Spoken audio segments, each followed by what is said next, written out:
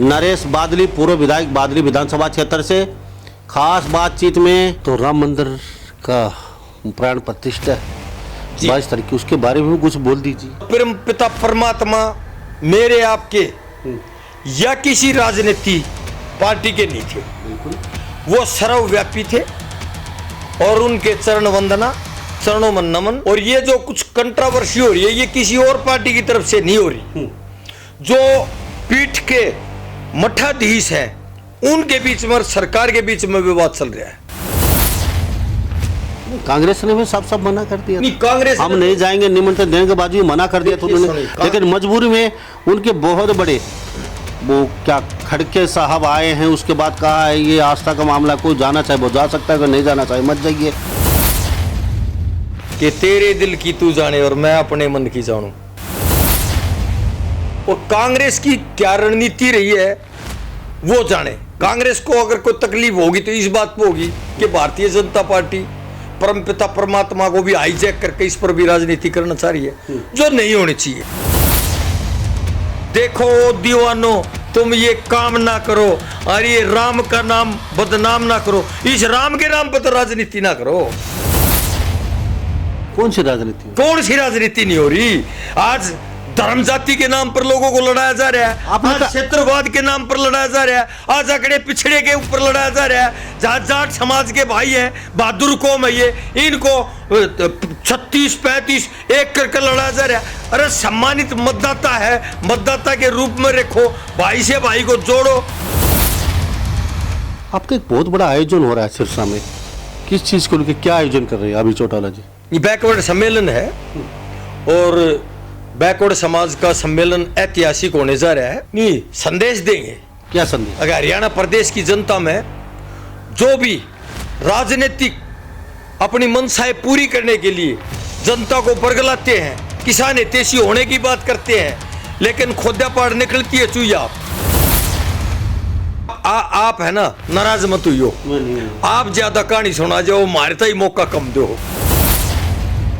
एक भाषण और गूंज रहा था, मैं ताली बजाने वाले में था कि मैं ये वादा करता हूं कि हरियाणा प्रदेश का मुख्यमंत्री बनया तो 4 डिप्टी सीएम बनाऊंगा। 3 जातियों के नाम दे दिए, चौथी जाति का नाम मैं भूल गया। अब फिलहाल आपकी हालत है क्या हरियाणा में? आप कौन से नजरिए से देख रहे हो? चश्मा तो आपने लगा नहीं रखा, ठीक है ना? मैं ये भी नहीं कह सकते कौन सी पार्टी का चश्मा लगा रखा। भगवान आपकी 6/6 की नजर बनाए रखे। अब आपके दोस्त, खासम खास आपके लंगोटिया दोस्त, आपके लंगोटिया यार, आपके बहुत ही चहीते पीपीपी, यानी कि आप पीपीपी बोलते हो, पिता पुत्र दीपेंद्र हुड्डा और ये भूपेंद्र सिंह हुड्डा की बातचीत करें। पिता पुत्र प्राइवेट लिमिटेड कंपनी, आपने उनके बारे में कहा था जमानत जब्त हो जाएगी, लेकिन आज जिस तरीके से उनके प्रोग्राम आप देख रहे हो, 20-20 हजार लोग जा रहे हैं, 10-10 हजार लोग जा रहे हैं रैलियों में, 5-5 हजार लोग इकट्ठे हो रहे हैं। मैं क्योंकि दादा हिंदुस्तान के है, हर टाइम आओ जब देख लियो, ये प्रायोजित प्रोग्राम करे थे और भाड़े की भीड़ जुटाए थे, तो जनाधार थोड़ी प्राप्त हो जाएगा। पर मैं ये दावे के साथ कह सकता हूं कि आने वाले जो परिणाम होंगे वो चौंकाने वाले होंगे और कांग्रेस पार्टी को भी गृह युद्ध का घातक परिणाम भुगतना ही पड़ेगा। कुलड़ी में गुड़ नहीं फोड़ा, ना दीवे तला दे रखा रहा। मैं तो करण था हुड्डा के लिए, कोई भी त्याग बलिदान जीवन मांग लेता वो दे देता। करण समझ मतलब एकलव्य था, अगर वो गुट्ठा मांगता मैं गर्दन तार के देती। धोखाधड़ी की दुकान। जब मैं कांग्रेस पार्टी का टिकट ले रहा था, जब दोनों बाबू बेटा निर्दलीय की मदद करने लग रहे थे, इससे बड़ा अभिशाप और शर्म की बात क्या हो सकती है भाई साहब? मैं एक सैनिक का बेटा हूं, कर्ज ले लेकर रैली जल से भुगतता था 2 रुपये सैकड़े पे।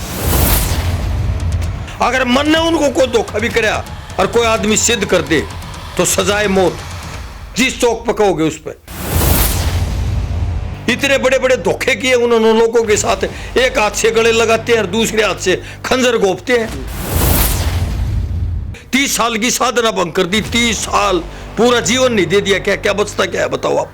विरोधियों से तो निपट लेंगे, घर में लगी हुई आग, या डॉक्टर को खुद को कैंसर हो जाए तो वो अपना ऑपरेशन कर सकता है कि?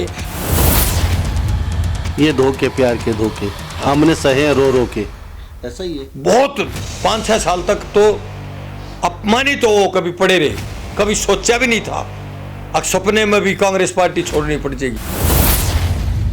मैंने तो उठाने कह देता जिंदगी में चुनाव नहीं रखना, तू मेरा भाई है, मेरे साथ रहे, मेरी गाड़ी चला, मैं तो वो काम भी कर देता उस टाइम। मेरे भाई कहेंगे लड़ ले तो लड़ लूंगा, नाट जाएंगे तो लांडा खा के मारी, मरना चाहिए बांग्लादेश तो लड़ा लो, भाई गैल खड़े होने चाहिए, मैं तैयार हूं छुट्टी बोलना चाहिए।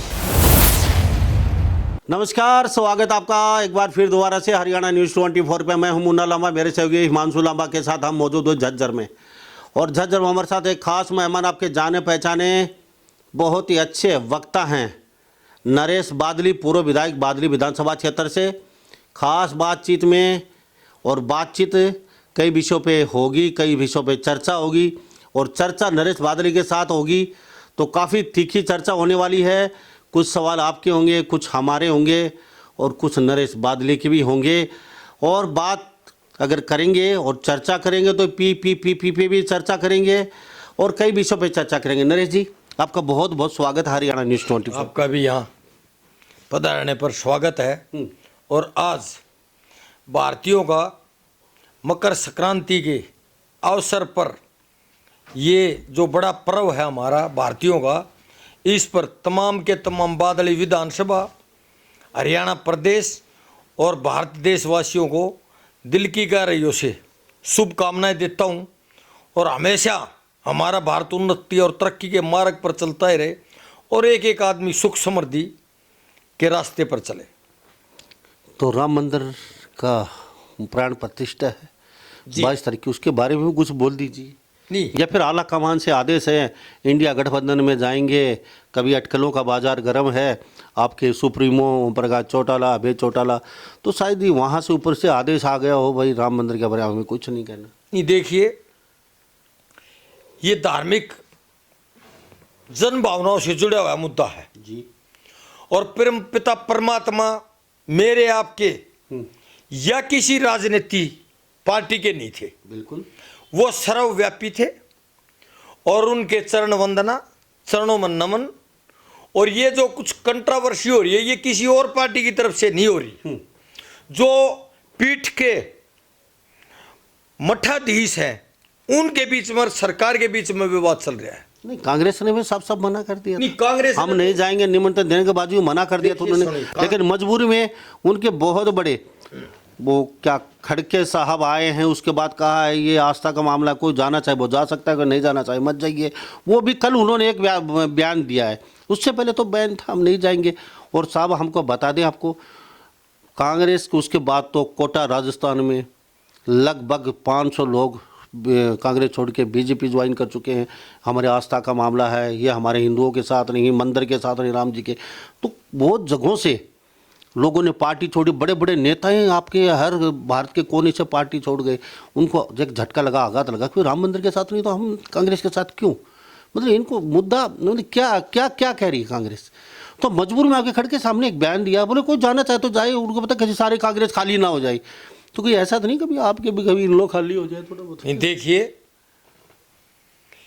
इन लोग खाली नहीं हो रही और ये धार्मिक जन भावनाओं का मामला है। और मैं ये बताना चाहूँगा आपको कि तेरे दिल की तू जाने और मैं अपने मन की जानूं।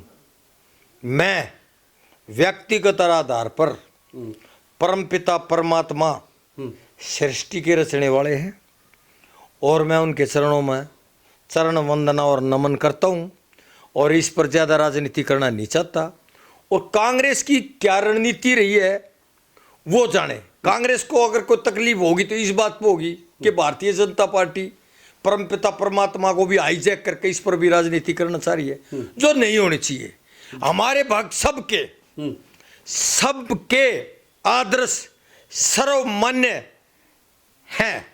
जय श्री राम, जय श्री राम, निसंकोच निसंदेह जी। हाँ, तो हमारे साथ नरेश शर्मा जी, खास बातचीत मैंने आपका एक बहुत बड़ा आयोजन हो रहा है सिरसा में, किस चीज़ को लेकर क्या आयोजन कर रहे हैं अभी चौटाला जी? ये बैकवर्ड सम्मेलन है और बैकवर्ड समाज का सम्मेलन ऐतिहासिक होने जा रहा है और माननीय लौह पुरुष चौधरी ओम प्रकाश चौटाला और भाई अभय सिंह चौटाला भी उसमें मुख्य अतिथि के रूप में होंगे, संबोधित करेंगे और हम भी पहुंच रहे हैं। क्या संबोधित करने वाले हो आप? बैकवर्ड समाज क्यों इकट्ठा कर रहे हो? मतलब क्या दोगे वहाँ इतनी सर्दी में इकट्ठा करके बैकवर्ड समाज? नहीं, संदेश देंगे। क्या संदेश? अगर हरियाणा प्रदेश की जनता में जो भी राजनीतिक अपनी मंशाएं पूरी करने के लिए जनता को बरगलाते हैं, किसान हितैषी होने की बात करते हैं, लेकिन खोदा पाड़ निकलती है चूया। जब जब परीक्षा की घड़ी आती है तो वो किसानों के हित में भी टाल मटोल कर जाते हैं या वॉकआउट कर जाते हैं या गैर हाजिर रह जाते हैं, लेकिन किसानों के ऊपर राजनीति तो करते हैं, राजनीतिक रोटियां तो सेकते हैं, लेकिन हकीकत यह है कि जब किसानों की मदद करने की बात आती है तो वो गैर हाजिर पाते हैं, वो किसानों की मदद करने में भी सक्षम नहीं पाए जाते। नरेश शर्मा जी, इनेलो पार्टी में क्या पद दे रखे आपको? इनेलो पार्टी में मैं राष्ट्रीय प्रवक्ता और महासचिव हूँ। राष्ट्रीय प्रवक्ता के पद पे आसीन है इनेलो पार्टी में नरेश शर्मा जी। बैकवर्ड सेल का बहुत बड़ा सम्मेलन सिरसा में किया जा रहा है, कह रहे कि संदेश देंगे। 3 बार मुख्यमंत्री रह चुके हैं हरियाणा प्रदेश के, आपके ओम प्रकाश चौटाला जी, देवीलाल चौधरी देवीलाल भी रह चुके हैं। तो ओम प्रकाश चौटाला के साथ साथ अजय चौटाला, अभय चौटाला, राजनीतिक परिवार है इनका। तो ये संदेश कितने साल से चलता आ रहा है आपका? कौन सा संदेश देते रहो बैकवर्ड सेल को? समझ, हमारी समझ से परे है, थोड़ा सा बता दीजिए लोग समझ पाए। आप कौन सा संदेश दे रहे हो? ये संदेश का नंबर है कौन सा? इस तरीके से ये 400वां नंबर है ये बैकवर्ड सेल का इकट्ठा करने का। इससे पहले 500 बार इकट्ठे कर चुके इतने बड़े। तो संदेश बता दी, क्या संदेश? बैकवर्ड समाज आज भी वहीं की वही है और कल भी वही था और आज भी वही है और पहले भी है और आगे भी ऐसा ही रहेगा। ये संदेश का समझ थोड़ा सा बता दीजिए, मैं तो समझ नहीं पाया, जनता समझ पाए। जो घोषणाएं, जो वादे, जो मैनिफेस्टो में दिया जाएगा, अभय सिंह चौटाला की ये मैं नहीं कर रहा, पूरे समूचे हरियाणा प्रदेश और भारत के अंदर ख्याति प्राप्त है कि ये आदमी जुबान का धनी है, जो कहता है वो करके दिखाता है और जो हम कहेंगे वो करके दिखाएंगे। और मेरा आपसे अनुरोध है, आग्रह, वादा तो टूट जाता है। आप है ना, नाराज मत हुइयो, आप ज्यादा कहानी सुना जाओ, मारे तो ही मौका कम दो। तो मैं ये बताना चाहता हूँ, सुनो भाई, आप मारे, आपका सम्मान है, मैं ये बताना चाहता हूँ कि अब तक हर पार्टी ने हर वर्ग का सम्मेलन किया है। क्या उनसे भी आपने भाई साहब पूछा है? बिल्कुल, मौका लगते ही पूछते हैं। मैं तो ऐसे ऐसे दमगज्जे मार रहे हैं नेता कि हमने 2 लाख प्लाट दे दिए, हमने 3 लाख प्लाट दे दिए, हमने 9 लाख प्लाट दे दिए, हमने 3,80,000 प्लाट दे दिए। और मैं ये दावा करता हूँ कि एक रैली हुई थी रोहतक 2019 में चुनाव से पहले, और उसके अंदर कुछ नेताओं ने कहा था कि आज हम कांग्रेस पार्टी से मुक्त होकर आए हैं। कुछ नेताओं ने कहा था कि कांग्रेस पार्टी वो कांग्रेस पार्टी नहीं रही, सही मार्ग से पथ भ्रमित हो गई है, भटक गई है, अब इसमें बना रहना हमारे लिए अनुचित नहीं है किसी भी सूरत में। और आज तालियां भी बजवाई खूब जमकर और पता न कितनी कितनी घोषणाओं के अंबार लगा दिए। और मैं ये कह रहा हूं कि सिर्फ और सिर्फ नेता राजनीतिक लाभ लेने के लिए, जनता को बहलाने और फुसलाने के लिए झूठे वादे कर रहे हैं, झूठी घोषणाएं आज भी कर रहे हैं। आपका वादा सही है। एक भाषण और गूंज रहा था, एक भाषण और गूंज रहा था, मैं ताली बजाने वालों में था कि मैं ये वादा करता हूं कि हरियाणा प्रदेश का मुख्यमंत्री बना तो 4 डिप्टी सीएम बनाऊंगा। 3 जातियों के नाम दे दिए, चौथी जाति का नाम मैं भूल गया, कौन सी चौथी? एक और कोई बना दिया जाएगा, नहीं बोले मन के मेरा कौन बनना नहीं थी, ये बताओ या बात तो।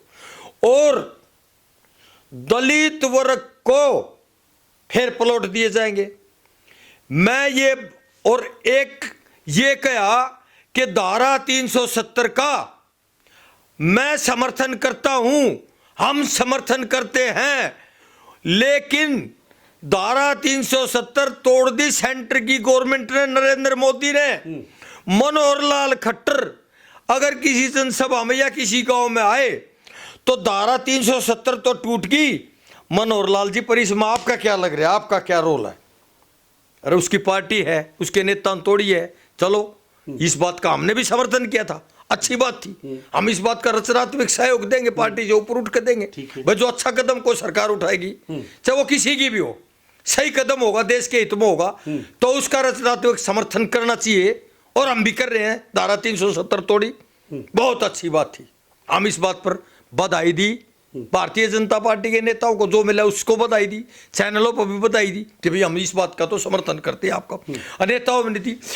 तो मैं ये पूछना चाहता हूं कि आप कह रहे हो हमने पहले कहते थे 1,80,000 प्लाट दिए, फिर 2 लाख पागे, फिर 2.5 लाख पागे, ईब आगे 3,80,000 रुपए। घर की बही पत्रकार महोदय, घर की बही काका लिखनिया, गांव की जमीन, गांव का सरपंच देनिया, गांव के दलित समाज के भाई जिनके पास जगह है या वो कैटेगरी फुल फिल कर रहे थे वो लेनिया, घर की बही काका लिखनिया, गांव का सरपंच देनिया, गांव की जमीन गांव के भाई लेनिया। तो मैंने वजूद 380 प्लाट तुमने कितने दे दिए, उसमें धारा 370 में तो खट्टर का कुछ ना लग रहा था, इन प्लाट में थारा क्या लग रहा है? अभी फिलहाल आपकी हालत है क्या हरियाणा में? यानी कि फिलहाल तो आप अपने मुख से तो बड़ाई कर रहे हो, हमारी पार्टी लोकसभा भी जीतेगी, विधानसभा में भी आएंगे, हमारी सरकार बनाएंगे, लेकिन कुछ ऐसा लग रहा है ग्राउंड पे हम रहते हैं, हमें तो ऐसा कुछ दिखाई दे नहीं रहा है। लेकिन आप माइक पे, अखबारों में बहुत पीठ थपथपाते हो, अपने आप बोलते रहते हो, तो क्या लगता है अभी फिलहाल माहौल क्या है आपका? देखिए, आप कौन से नजरिए से देख रहे हो? चश्मा तो आपने लगा नहीं रखा, ठीक है ना? मैं ये भी नहीं कह सकते कौन सी पार्टी का चश्मा लगा रखा। भगवान आपकी 6/6 की नजर बनाए रखे। मैं ये बताना चाहता हूं कि आप देखिए, भारतीय जनता पार्टी की सरकार है प्रदेश के अंदर भी, देश के अंदर भी। आज आप किसी शहर में चले जाओ, किसी तहसील के सामने चले जाओ, किसी सरकारी गवर्नमेंट पब्लिक वेलफेयर के जो कार्यालय हैं उनके आगे चले जाओ, किसी ना किसी विभाग का, किसी ना किसी वर्ग का, किसी ना किसी डिपार्टमेंट का धरना प्रदर्शन जारी मिलेगा। आज किसान भाइयों से बात कर लो, सरकार की नीतियों से असंतुष्ट है। और पहली बार हरियाणा प्रदेश के अंदर, ध्यान दो आप, खड़ंजे बेचते थे, ये जो ईंट है मुंजड़, वो बिछाई जाती थी, खड़ी ईंटें। पहली बार ओम प्रकाश चौटाला के कार्यकाल में दिल्ली के अंदर कंक्रीट की सड़कें और नाले कंक्रीट के बनते थे। पहली बार कार्यकाल चौधरी ओम प्रकाश चौटाला के में हरियाणा प्रदेश के अंदर कंक्रीट के जो रोड हैं वो शुरू हुए, तो ओम प्रकाश चौटाला जी की देन थी शुरुआत। धारा 370 तोड़ी, ठीक है, ये सराहनीय कार्य था, बिल्कुल अच्छी बात थी, देश हित की बात थी, देशभक्ति की बात थी। और हम भी सैनिकों के बेटे हैं, देशभक्ति से ओतप्रोत है, उसका समर्थन किया। और आज रामलला, मैं वहां जा रहा हूं 7-8 बार, टेंट में था, मूर्ति रखी हुई थी, फ्रेम लगा हुआ, इतना मोटा काट का फ्रेम लगा हुआ, मैं टेंट के अंदर जाकर देख कर रहा हूं, दर्शन कर रहा हूं। और बंदरों की भरमार थी, और 1 से 1.5 किलोमीटर तक रास्ते बना के, कोई यहाँ उपद्रव ना हो जा, दोनों पार्टियों में तनाव था, तो 1 से 1.5 किलोमीटर तीनों के भिड़े भिड़े रास्ते बना रखे थे। आने का अलग रास्ता था, रामलला के दर्शन करने के लिए जाने का अलग है। ये नहीं है कि हम यहाँ बैठ के बात बना रहे हैं। भारत का, पूरे भारत का एक एक बॉर्डर से, चीन बॉर्डर से लेकर हर शहर का, हर मंदिर, गुरुद्वारा, तीर्थ स्थानों का, हर एक पे कोई भी अपनी जो पवित्र नदियां हैं वो कोई नहीं छोड़ रखी। मैंने पूरे मैं विदेशों में जाकर खुश नहीं होता, मैं देश के बॉर्डरों तक जाकर वो भी बाई रोड जाता हूँ, रुकता हूँ, अपने भारत की संस्कृति में जितना घुलना मिलना चाहता हूँ। मेरे को नहीं दिखाई देता इस दुनिया में कोई भारत जैसा और हरियाणा जैसा प्रदेश है। तो मैं व्यक्तिगत तौर पर भी वहां गया हूँ, ठीक है, ये बात सही है। हाँ। कि टेंट में थे, आज वो मंदिर बन गया, बहुत बढ़िया, बधाई हो। लेकिन कम से कम देखो दीवानों, तुम ये काम ना करो, और ये राम का नाम बदनाम ना करो, इस राम के नाम पर तो राजनीति ना करो। कौन सी राजनीति? कौन सी राजनीति नहीं हो रही?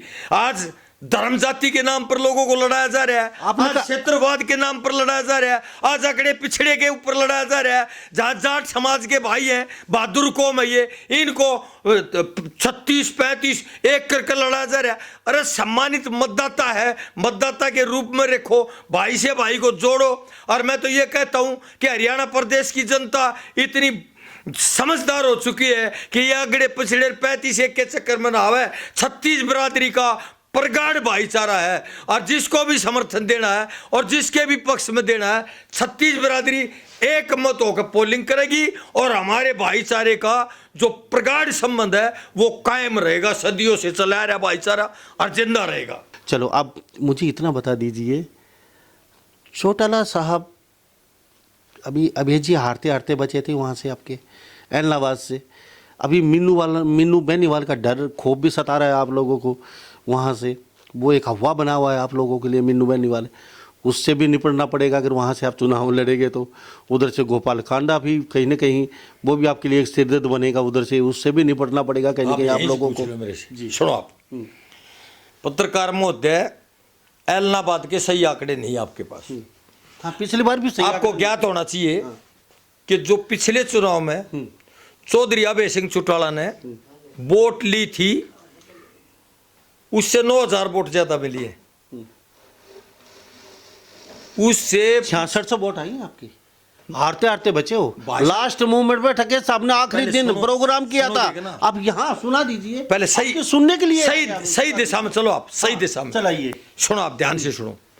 जो पिछला चुनाव था, जो टोटल वोट चौधरी अभय सिंह चौटाला को मिले थे, अब की बार उससे 9,000 वोट ज्यादा मिले हैं। ठीक है, बीजेपी को ज्यादा वोट मिले।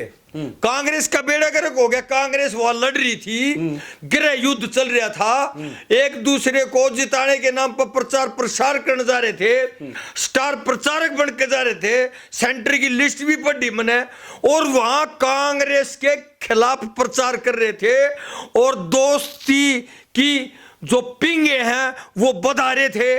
किसी कोई कांडा को दोस्त बना रहा था, कोई दूसरे को मित्र बना रहा था, कोई मेरे पीढ़ी दर पीढ़ी के संबंध है, झूठ के पुलंदे लगा रहे थे वहां किसान। आपको कांग्रेस को, कांग्रेस के स्टार प्रचारक ही कांग्रेस पार्टी का बेड़ा गर्क करने पर तुले हुए थे, और बेड़ा गर्क करे भी। आप ये क्यों नहीं बताते कि पिछली बार कांग्रेस पार्टी का अच्छा प्रदर्शन था, सेकंड पोजीशन पर रही थी, और अब की बार जमानत जब्त होगी, कांग्रेस वाले वोट टूट के बीजेपी की तरफ चले गए। हमारे तो 9,000 वोट ज्यादा आए हैं। नंबरदार साहब बालसमंद से, नंबरदार साहब बालसमंद से आपके पीछे विधायक के तौर पे चुनाव लड़े थे, वो कल पार्टी छोड़ चुके हैं बालसमंद से आपकी। फिर ये तो व्यक्तिगत है। और उन्होंने व्यक्तिगत नहीं, उन्होंने सीधे सीधे इल्जाम लगाया है, मैं गलती में आपकी इनकी पार्टी में चला गया। हाँ। और चुनाव के समय ना तो कोई मेरे साथ आया, जो अपनी बातें उन्होंने कही, तो उन बातों में कोई खरा नहीं उतरे, मेरा मिस यूज किया है, पता नहीं क्या क्या बोला है उन्होंने। नहीं, ये उनकी अच्छी बात नहीं है, ना कोई मिस यूज कराया।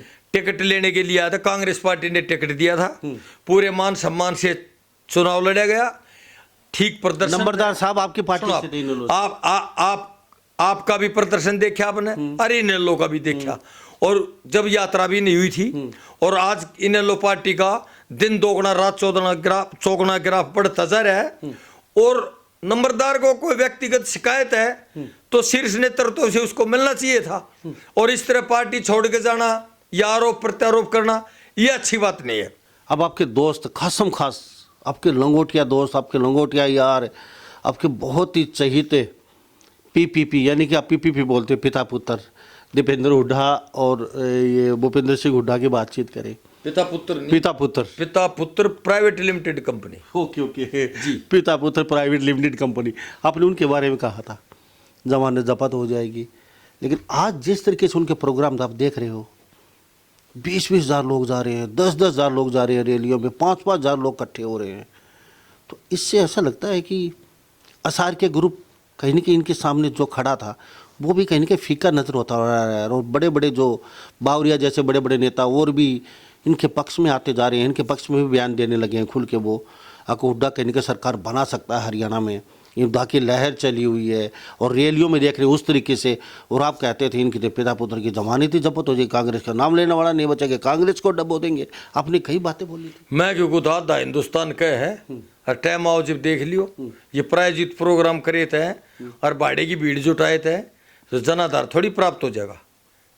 और आपने तो पी तो लेनी है घुमा फिरा कर जरूर, पर मैं ये दावे के साथ कह सकता हूँ कि आने वाले जो परिणाम होंगे वो चौंकाने वाले होंगे।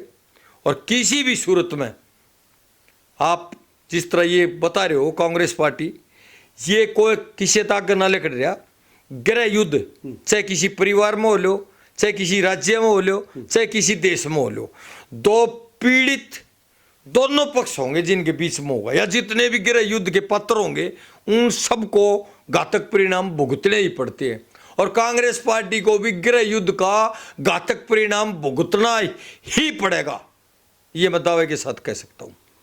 शर्मा जी, जितनी खुल के आपने बगावत करी है लिमिटेड कंपनी की, पिता पुत्र की, दिपेंद्र और मैंने भूपेंद्र बगावत हुड्डा नहीं की, की। जितना खुल के आप बोल रहे हो पूरे हरियाणा में आपसे बढ़ के आपको दुख और चोट घनी देखो जी, दिल पे चोट लगी है, दिल पे चोट लगी है, खुल के बोल रहे हो आप।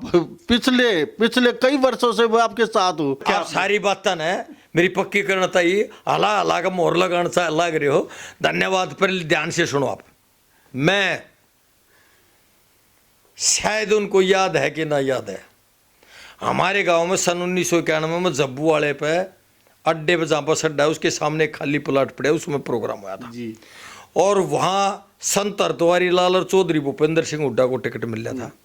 और कुछ शरारती तत्वों ने अपने गांव में आने, कोई भी आ जाए उसे दुश्मन हो उसका आदर सत्कार करना चाहिए, मान सम्मान, ये कांग्रेस का टिकट लेकर आए थे। विधानसभा का और लोकसभा का चुनाव साथ था, ठीक है।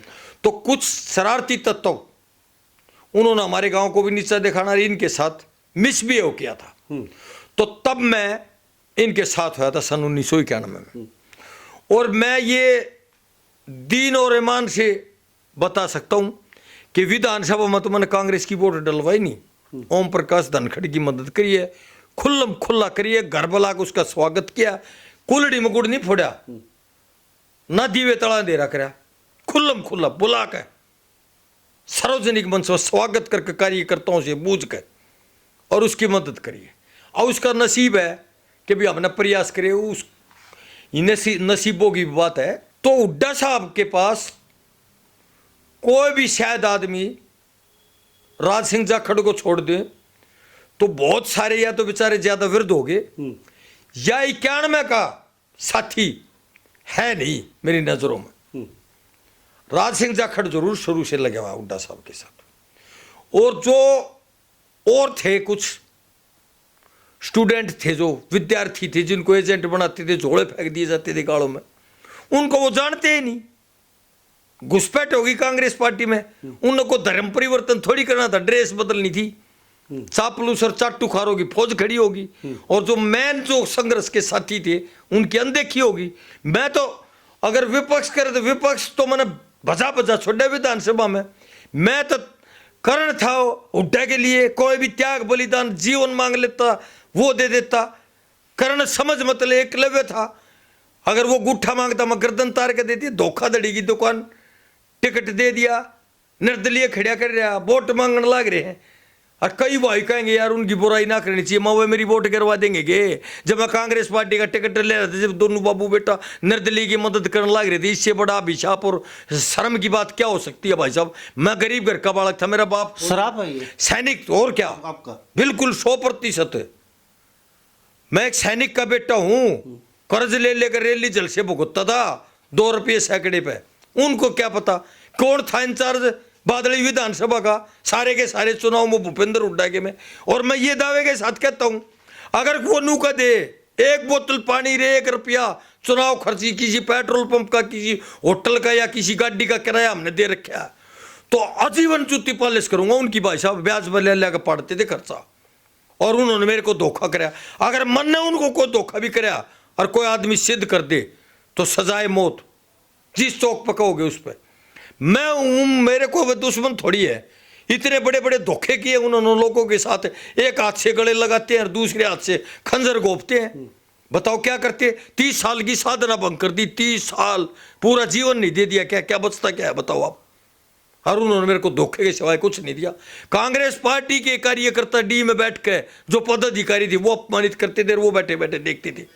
विरोधियों से तो निपट लेंगे, घर में लगी हुई आग, या डॉक्टर को खुद को कैंसर हो जाए तो वो अपना ऑपरेशन कर सकता है कि अपने से कौन निपटा है? अपने से कैसे राहत मिल रहा है?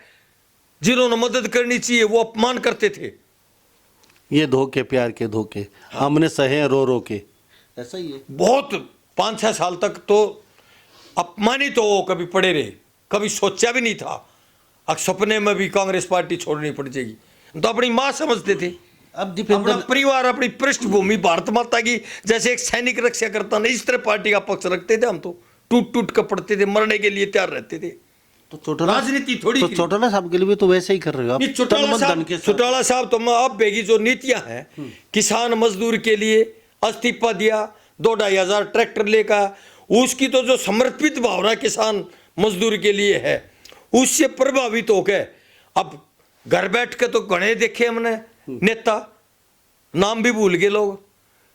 प्लेटफार्म और मंच तो चाहिए, राजनीति करनी है तो मैंने तो उठाने कह देता जिंदगी में चुनाव नहीं रखना, तू मेरा भाई और मेरे साथ रहे, मेरी गाड़ी चला तो मैं तो वो काम भी कर देता उस टाइम, पर उसको तो ये मंजूर नहीं था। उसने तो वे मारे हैं जो उनके घने विश्वास पत्र थे, जिन्होंने उनके लिए सब कुछ त्याग और बलिदान करने का कोशिश किया, और वे उन्हें गले लगाया जो उनकी चाटू कारुता, चापलूसी, तलवे चटड़ता ही मजबूत जीव खरदरी, उन आनंद आवे, वे लोग तो उनको तो बढ़ावा दिया है।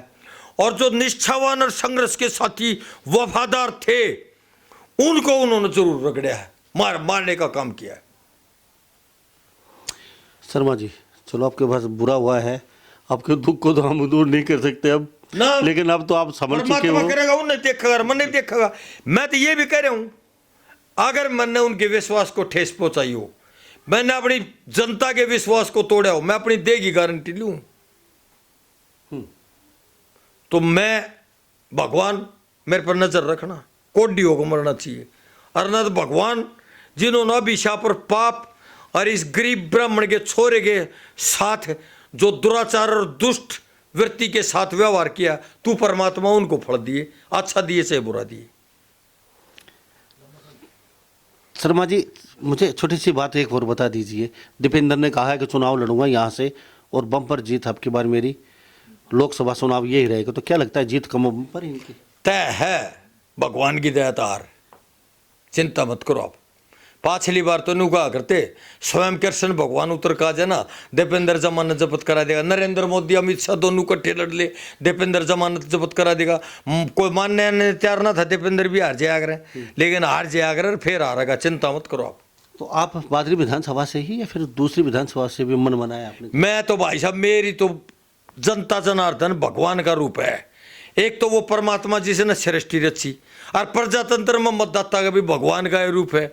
मेरे तो भाई कहेंगे लड़ ले तो लड़ लूंगा, नाट जाएंगे तो लांडा खा कमा लूंगा, मरना चाहे बांग्लादेश तो लड़ा लो, भाई गैल खड़े होने चाहिए। मैं तैयार हूँ छुट्टी बोलने तई, एक बार भैया का हाथ होना चाहिए पीठ के ऊपर, जड़े तो कहेंगे उड़े ते लड़ लूंगा। सारा हरियाणा अपना है तो हाथ तो जोड़ने हैं, वोट मांगने तो जोड़ दे, जड़े कहेंगे जोड़ने आओ है, बढ़िया डाला। चलो हाँ, तो शर्मा जी बहुत बहुत धन्यवाद आपका तय दिल से, और आप चुनाव लड़ें फिर जीतें, भगवान आपको इतनी शक्ति दे कि जनता के काम करें जो अधूरे पड़े हैं, जो नहीं हो पाए। आप कहते हैं काम तो हो ही नहीं रहे, जनता कहने के दुखी है, तो आपका बहुत बहुत धन्यवाद। धन्यवाद भाई साहब, आप सबका भी समान, तमाम के तमाम मतदाताओं का और आपके दर्शकों का हाथ जोड़कर प्रणाम। तो हमारे साथ ये नरेश शर्मा विधायक बादली बने होते खास बातचीत में, और चौटाला इनेलो पार्टी से ये राष्ट्रीय प्रवक्ता हैं, और साथ साथ में ये पूर्व विधायक हैं बादली से, और ख़ुद भी अब की बार फिर दोबारा से बादली से तैयारी कर रहे हैं या और किसी जगह से। और इस बारे में आप क्या सोचते हैं? तो सभी इन बातों के साथ मैं मुन्ना लंबा, मेरे सहयोगी हिमांशु लंबा के साथ हरियाणा न्यूज़ 24, नमस्कार, जय हिंद।